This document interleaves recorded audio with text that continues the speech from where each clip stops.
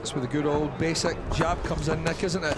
Well, absolutely. That was a nice right to the body, though, from the Georgian. He took one back, a left hand to the body this time. But as you say, you know, if you're not sure of what's going on, if your opponent's giving you one or two things to think about, just stick that jab out, see how he deals with that. Yeah. Getting a little jab there as well. And a good can you believe it? He's been floored. Can you believe it? He's walked onto a right hand. And he's wobbly still. Yeah. He's unstable. Unbelievable stuff. Now, Ambrosi Sotidze has suddenly realised, hello, I've got a chance here. He just walked on to a right hand and he is all over the place. But will he still be in survivor mentality? Will he still be in journeyman mentality? No, Sotidze's coming forward here. He's got his man in big trouble. Can you believe this? He's hanging on for dear life here. Unbelievable. He's probably never been in this situation for a long, long time. Got to get the head clear if he can here. Unbelievable stuff. Super surprised at that, Nick.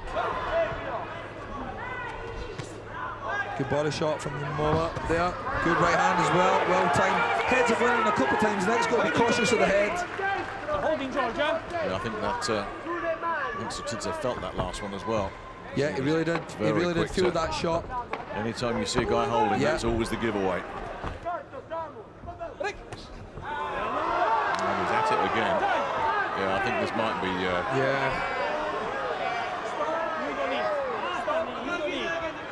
Yeah, here we go. Well, he can't complain of that. I think the referee's handled that fine. Yeah, he's given him every chance. Yeah, he has. And he hasn't listened. No, so, he hasn't. Okay. Yeah, he has. Okay. He's given him every chance. Yeah, he really has. He hasn't just jumped on the away fight here. Nice right hand from the moment. Yeah, now that's wobbles to Tidze. Look at him holding here.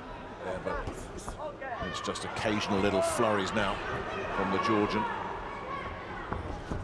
Oh, that wasn't a good shot. Nice, good, well packed. Yeah, I was going to say that wasn't a soft one. Set him up beautifully. It was the backhand that really impressed in that two-punch combination. The right hand thudding through there. Still undefeated from Navarro, Italia, Samuel Moma. And I suspect that one's going to mean a lot more to him than all the other 11 combined, because he had to earn that one the hard way. Yeah, very hard. Signore, per favore, Ambrosi Sotidze. This is an interesting one at welterweight. Nicholas Esposito and Benito Ruggiero. Esposito is the guy that they think is a bit of a prospect. He's had 10 fights. He's not lost, but only 2 of his opponents have had winning records. We saw him last time out in June, getting a nice win.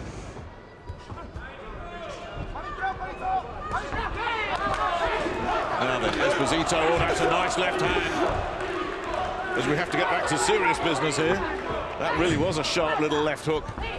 Ruggiero felt that. Oh, he comes back with a good left hook himself now. He seems to be firing back any chance he gets. He's such an awkward, tough, nasty guy to fight for these guys coming up and through. Nice, solid jab coming in there as well. That's where all the success that Esposito has had with the left hand, not just jabs, he's been sending them around the side, converting them into hooks as well. Yeah, but he really has to, doesn't he? He can't be too repetitive, because Ruggiero, of course, will start to read them pretty easily. Yeah. Onto the back foot. We've already seen he's happy boxing under pressure, Ruggiero, because he's not getting bullied in there. Got to be careful. Got to be careful. Yeah, he's in trouble. Stuff, he's in trouble. He's in trouble. Well, you said it, Nick. You did say it. I didn't really see it coming, but you've seen it. Yeah, no, it's been coming, and you've been saying it over and over, but I've kind of chose to ignore it a little bit. I'm kind of liking what Ruggiero's doing here. Well, he's on the front foot here, Ruggiero. He's going to war here. Look at this, taking some left hands. Well, he's obviously realised now, well, I've just had the point off. There's no way I'm nicking a points decision here. Let's go for it. Yeah. Now that's going to leave him open. I reckon this fight could go 12 rounds, Nick, and it would be the same. He's just taking what he can here. He is game though, Ruggiero. Yeah, we have to give him a lot of credit. Please, come on. He's super ungainly, and the shots come from everywhere, and he doesn't quite know what he's going to do next, which makes him awfully awkward for anyone to come up against. And he frustrates the life out of his opponents. Yeah, he really does. The winner, still undefeated from Bonamerse, Nico Esposito. I'd love to hear the scorecards. Bottom line is, there was only one takedown winner, that one. And that's Nicholas Esposito. I think it'll be pretty much like you said, Nick. I think it was a bit of a landslide victory for Esposito. With the point off as well Yep. for Ruggiero. Good workout, though. We're seeing a young prospect being brought on in the shape of Zuko, the 24-year-old, going up against a seasoned pro who knows how to look after himself. And Guerrero is interesting because he had his biggest win earlier this year when he beat a two-time European middleweight title challenger in Alessandro Gotti. Beat him pretty handily over 6 rounds. Didn't really build on that. Lost on points in July last time out to an unbeaten fighter from Germany. Yeah, this guy's trading quite well inside. I'm not sure Guerrero wants to be there. I think he's getting tagged. Yeah, now that was a big mistake there from the Moldovan. He was boxing really well at range, decided to mix it up close. Yeah. And a 3-punch combination shook him up. That's why he was holding. Zuko looking physically strong there as well, wasn't he? He was looking physically strong. Much stronger than what he's looked up to now. Well, that might just have nicked him the round, you know that. I would like to think so. Yeah. Get a bit messy now, Nick, isn't it? It is. Well, it's interesting. It's Guerrero that's trying to bully him. Oh, good shots from Guerrero. That's not the first It's time. a good right hand and left hook. Yeah, 2-punch combination. He landed a couple of decent right hands earlier, and Guerrero really starting to fancy this. You know, he might just have rescued the second round. He certainly didn't take the third round. Well, it looked on paper as if it was going to be a test. Oh, well, now, bit unfortunate there. You know, I was quite happy with the first two. That's a little bit I don't know where that one's unfair, coming Nick. from. That's a little bit of a shame there. That's pretty tough. Pretty unfortunate that. I wonder whose side the referee's on. Well, Zuko doesn't care now. He's just decided to go for broke here, and he is just unloading a barrage. It's risky, but is he going to make a breakthrough here? Guerrero continuing to ride, but he is catching a few. Yeah, you better hope he doesn't punch himself out Well, now. I was just about to say. Yeah. I guess it's what lessons do you take from a fight like this as well if you're Zuko, and how do you learn them and apply them going forward? But let's be honest, Zuko's done some good stuff here as well. Yes. Switching the feet, back to orthodox again, back to southpaw again. Both that's landing a good shot, jarring good shot shot, right yeah, on sure the bell was, there. right on the bell. Big finish from Zuko. You never know. Another minute or so. Yeah. We might have seen the stoppage. Mutual respect and lovely to see. Until Guerrero's happy to hear that bell. Still undefeated from Verbania, Italia, Ivan Zuko. Yeah, Zuko, clear winner. There's really no discussion to be had there at all. Not an easy task, Nick. It's certainly not. No, certainly not. His defeats, you look at Tony Dixon, and it's the defeats. It's very often it's the defeats that define you. His game against Ted Cheeseman, who we've seen a lot of, the former British champion, we have to say now, went the distance with Ted, losing over 8, and then Paddy Gallagher, another very, very useful fighter, caught him cold. Irish amateur as well. Yeah. Well, he caught him cold inside a round, and when you get caught cold, yeah.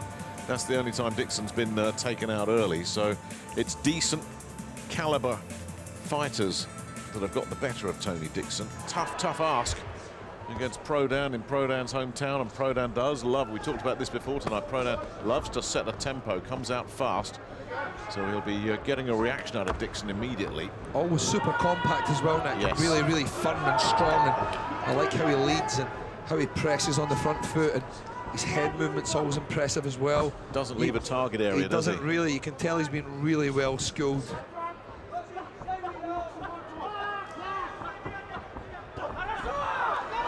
Prodan taking a risk or two to come in here. And he is starting to get through. And they got him there. That's a big right hand, and that's the best punch of the fight. And Dixon is backed up now. Yeah, but he does fire back. Yeah, but he got hurt then, noticeably. Clearly got hurt. Well, it's a definite response that we're seeing from Prodan here in this 4th round. Well, again, just surging forward with the hands high. Again, I would like to think that he has a plan. Good body shot. Whoa, and a good left hook to the head as well, Nick. Yeah. He's mixed those up pretty well. Doubled it up. It's always the left hand that looks the menace with Prodan. And yeah, seems to be. That was really good left hooks there from Prodan. Great body shot as well.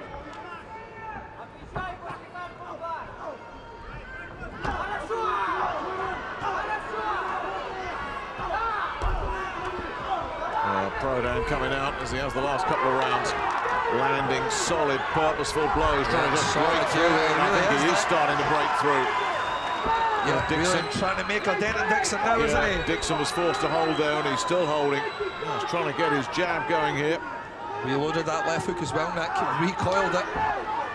Rodin certainly been the dominant figure throughout, but has not, for me, lit up the arena. Not at all. He sure hasn't. He's And in been fact, pushed and pressed hard. And it's Dixon that's finishing by far the stronger. I've got a 6-4 fight here. Have you really as I've much got as yet? 6-4. Yep, I'm 7-3 just now, but I can see why you would have it 6-4. If you're scoring those jabs and going on British terms, a jab can win a fight. Really good stuff there. Really good fight. Yeah. Really good. Winner, now the IBF International Welterweight Champion from Milano. Yeah, he's held on. Maxime Yeah, he's got it. Rodin. Well, you know what? That was a 96-94 fight. Yeah. Whichever way you liked Yeah. it. You know, if you like the jab, you've gone with Dixon. If you like the come-forward aggression and the bigger punching, you go with Prodan. How anybody makes that a 98-92, either way, I cannot Per favore, fathom. I signori. think a lot of people are saying this is the fight of the night. Francesco Patera, the Belgian of Italian heritage, going up against one of the great Italian amateurs. And there's been plenty of those down the years. Domenico Valentino, who turned pro when he realized that the Rio Olympics wasn't going to happen for him. He turned pro in May 17 at the age of 33. Quite a bit of size difference here as well. Patera towering above Valentino, which might make it tricky. That's nice. Yeah. Well, that was a real flash of genuine class there. The switch from body to head and a nice little sneaky counter coming in there as well. Reasonably good counter punching as well from Valentino. A little bit red round the face. Doesn't look massively comfortable.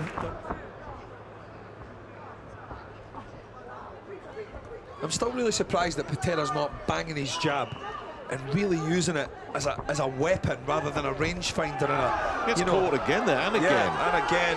And caught with another right hand. This is a really good spell for the challenger. Really here. is. He's really timed him well there. Yeah, he has. Nice again with the right hand. From Valentino again doing a really nice job of making the champion miss and now unloading. Yeah. He's covering up here, Patera, but that's a full-scale assault. I'm not sure how much got through there, but he really thought he'd sensed an opening there. Quite a bit on the arms and gloves there. Yeah, he defended himself really well there, Patera, under pressure. Now he's coming back out, and suddenly this one here in round 9 finally catches light. Look at this. That is good stuff from Patera there. I tell you, defensively, he was terrific. Yeah. Patera really wasn't allowing Valentino to run away with that flurry. And I wonder if Valentino's just burned himself out a little bit there with that attack. Oh, maybe not, when you see a shove like that. Physically good flush, but he's okay. again, Patera still coming on.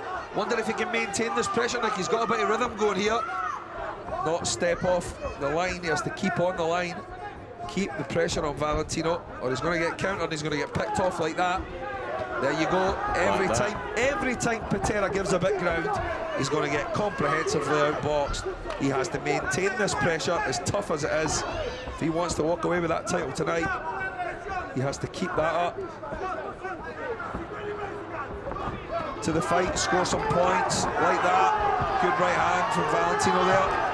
Patera looking a little bit uncomfortable, although once again, slugging back. Actually, he's strong, Valentino, isn't he? I mean, time and again you see him just... There's a bad clash of heads there. Both guys walk right into each other. He's happy to tough it out with Patera.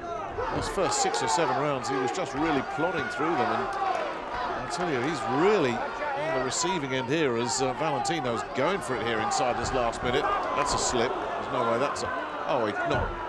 No. Did he get caught? Oh, that's a Did he get? unfortunate. I didn't see it. That looked like a slip, but maybe something landed.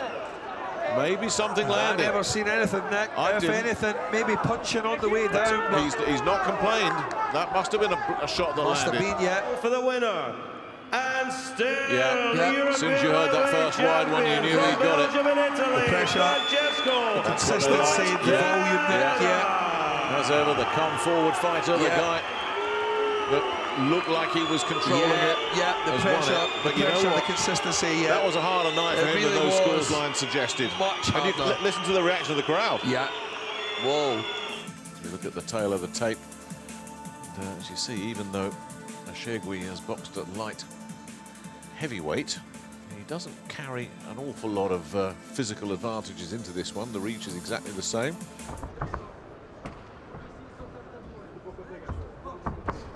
As you very well know.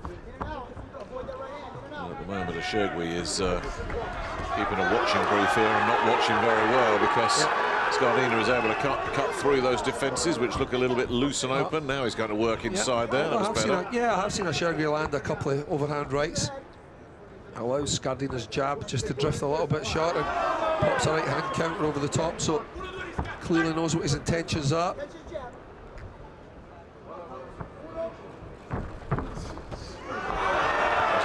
Nice hook from Oshegui comes straight back with the jab and the right uppercut neck to follow.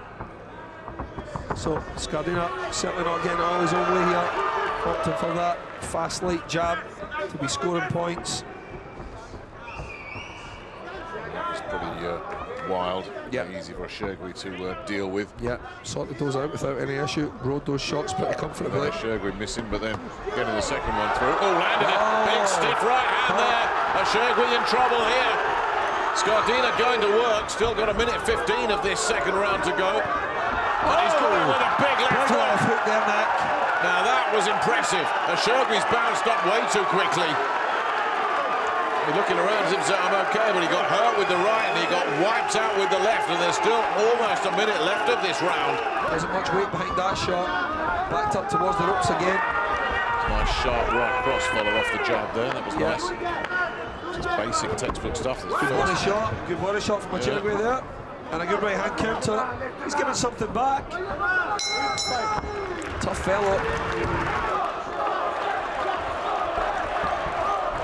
Even the fans trying to get Scardina up for it. I think they're trying to entertain themselves. I think there's I haven't lost faith in him or anything like that. It's nowhere near that dramatic, but I think they expected a bit more after that knockdown. And, you know, I go back to what I said after that knockdown.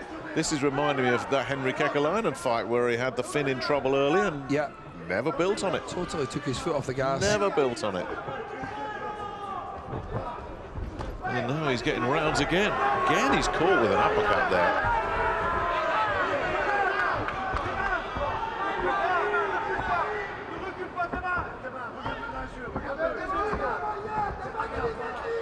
Really missing badly there, Scardina.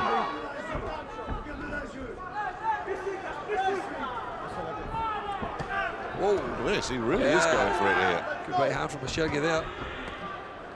Stiff jab as well. He's making Scardina fight now.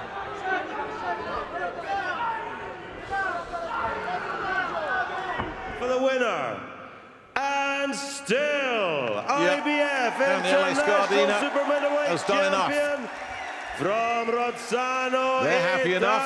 He's happy. Dino Spencer will be happy. Elias Oshegui graciously accepting the decision as well. So Scardina improves to 18-0, but that's 3 that have gone the distance now for him.